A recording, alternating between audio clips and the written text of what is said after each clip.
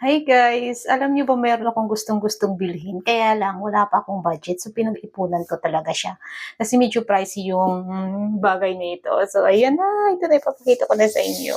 Ito yung Jisoo Life Ultra One. 'Di ba? Ang ganda. So matagal ko na siyang bilhin, kaya lang wala akong budget. So kinailangan ko muna mag-ipon para mabili ko 'to. 'Di ba? Kasi hindi naman porket may gusto ka, eh, bibilhin mo na agad. Kailangan mo muna mag-ipon kasi nga, um, meron din naman tayong mga pangangailangan na dapat natin unahin. And minsan kaya naman natin bilhin pero mas mabuti na rin yung pinag-iisipan natin na kailangan ba nat kailangan ba talaga natin 'to? Hindi ba 'to makakasira ng budget natin? So pag-iisipan po natin mabuti, lalo na po kung medyo pricey yung bagay na iyon. Kaya kailangan mo talaga magdesisyon kung bibilhin mo siya o hindi. So ipapakita ko na po sa inyo ang aking bagong Jisoo Life Ultra One Mini Fan. Ang ganda niyan.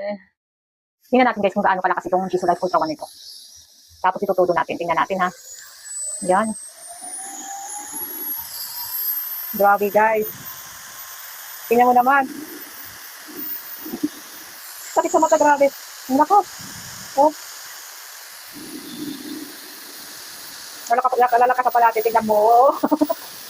Grabe. Grabe yung kanyang ano. Uy, di pa yan nakatudo guys. Ayan.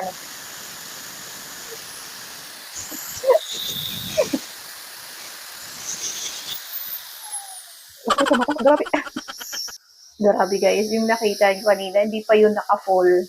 Nagli pa rin talaga yung buong buhay nyo. Ang sakit sa mata.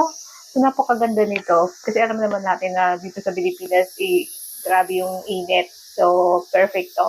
Very handy. And, pricey siya, pero para naman yan sa'yo, di ba? So, why not? Why not to buy this one? Diba, pakita ko sa inyo yung mga inclusion niya. Bye! Di ba ang ganda guys? Ayan. Ayan yung power button niya. Itong kulay orange na ito. So, ipipress lang natin yan. O, di ba?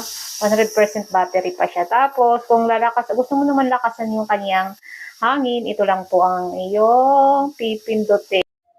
May kasama yung accessories, mga mina. Kaya, so ito nilagay ko na yung iba. Ito yung pang-blower ng hair. Tapos, ito naman yung isang accessories na pwedeng-pwede mo siya ipatong kana hindi siya.